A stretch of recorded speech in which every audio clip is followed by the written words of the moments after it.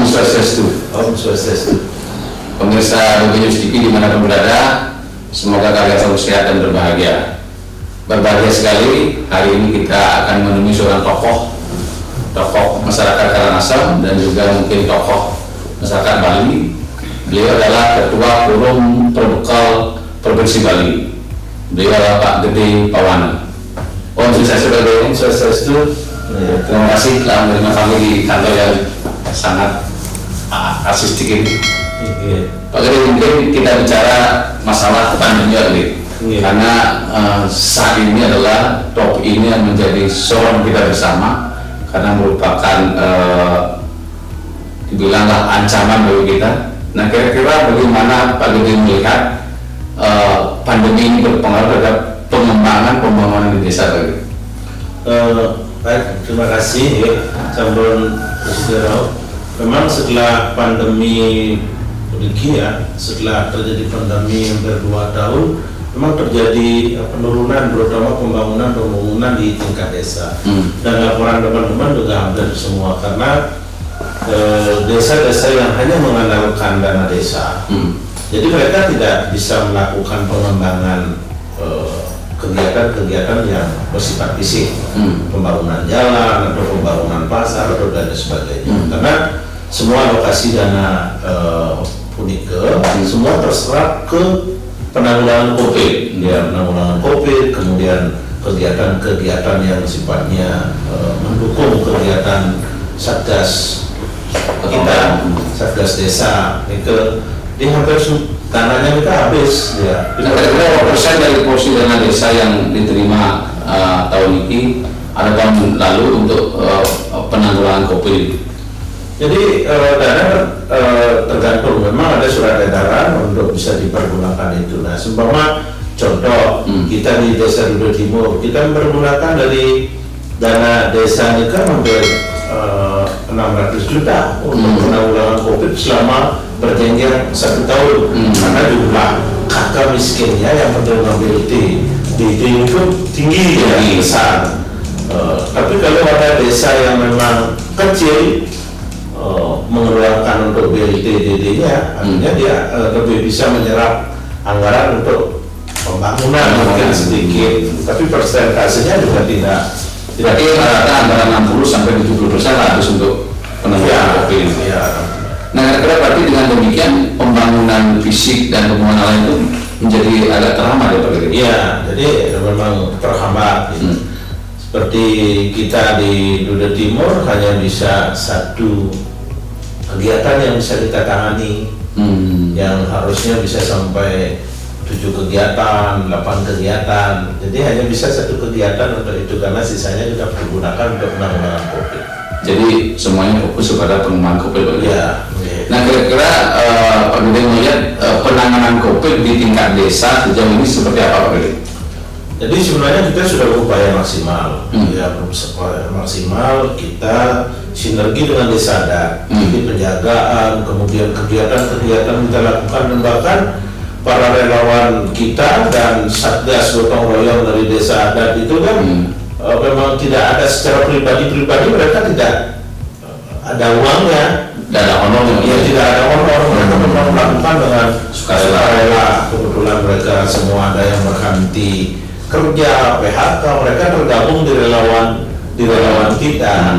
Jadi melakukan kegiatan-kegiatan masalah penanggulangan, baik edukasi, kemudian penanganan yang lain. Termasuk treatment kepada yang kira-kira kalau Pak Gede melihat dengan situasi yang ada sekarang, kira-kira dampak pandemi ini terhadap mungkin kesejahteraan masyarakat desa, mungkin pengaruh desa, berapa persen pengaruhnya terhadap itu Pak Gede?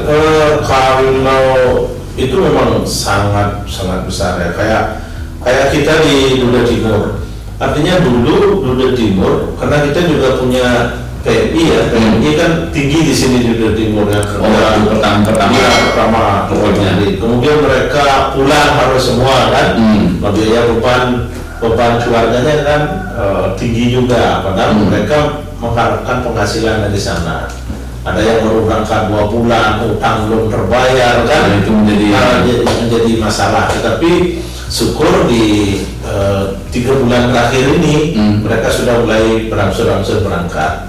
Oh, berangkat Ya, ada yang mulai berangkat. Jadi ini sangat membantu. Nah, di sisi masyarakat yang dari pertanian itu memang merasa terdampak. Contoh buah salak yang harga salak sekarang jebol ke angka 3.000. Iya. Salak dari panen, salak gula harga 8.000 gitu kan.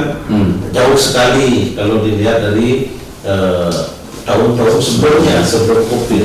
Tidak sesuai dengan biaya produksinya. Tidak sesuai, bahkan banyak yang tidak sampai panen salaknya karena dianggap biayanya itu lebih besar untuk operasional daripada hasil yang didapatkan. Tapi kalau Pak Gede kan seorang ketua forum perbekal nih, kira-kira keluhan yang dihadapi para perbekal ini apa Pak Gede?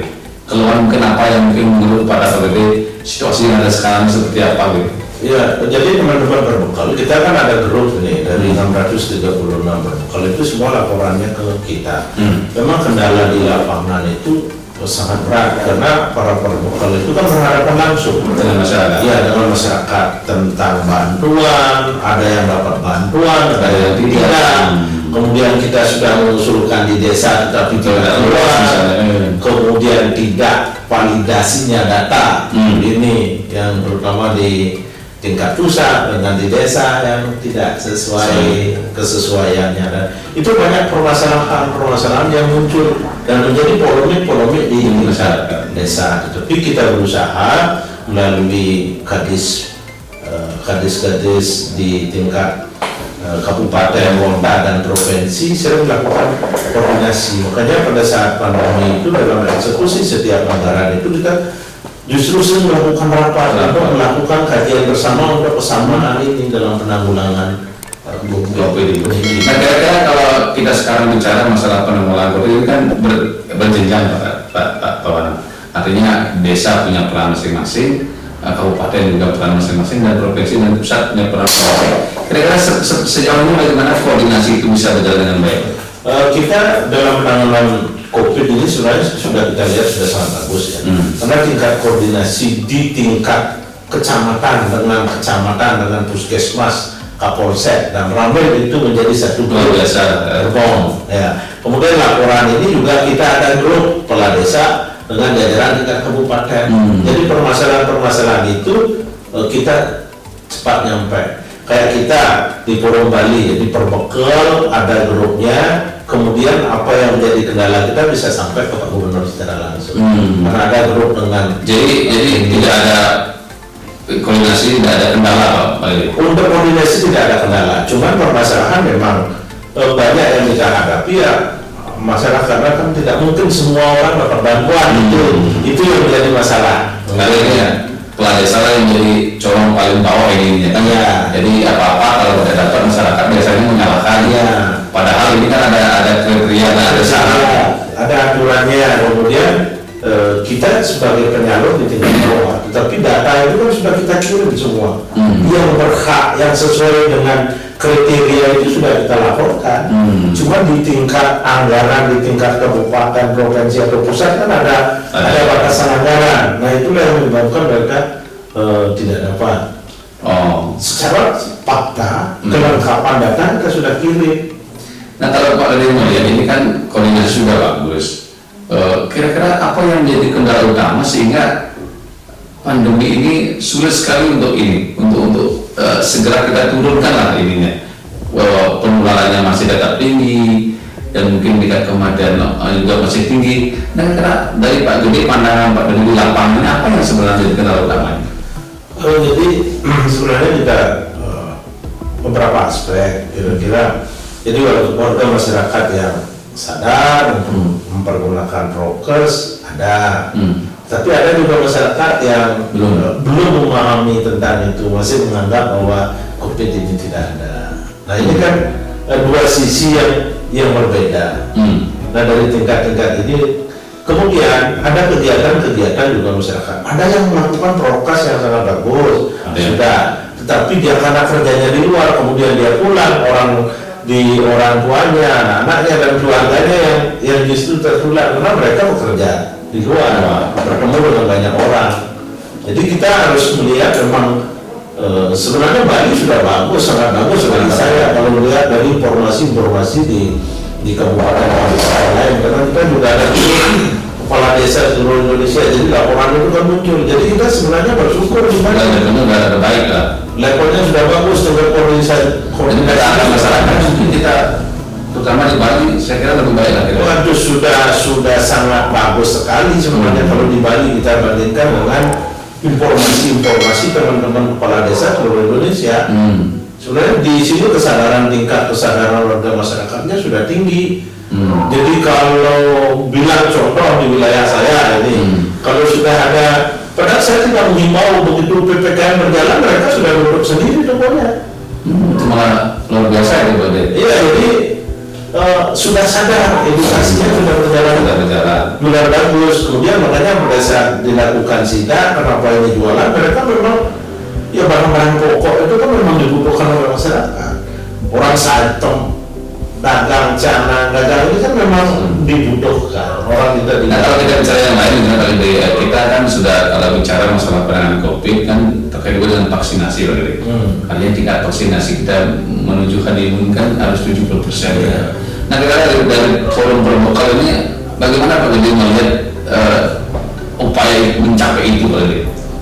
Jadi kan berbagai strategi sudah dilakukan oleh pemerintah provinsi dan kabupaten kota dari tingkat koordinasi kita dari grup-grup itu. Jadi sudah beberapa tahapan yang dilakukan. Satu, melakukan vaksinasi massal beberapa kali kan, bisa satu desa 2 kali 3 kali.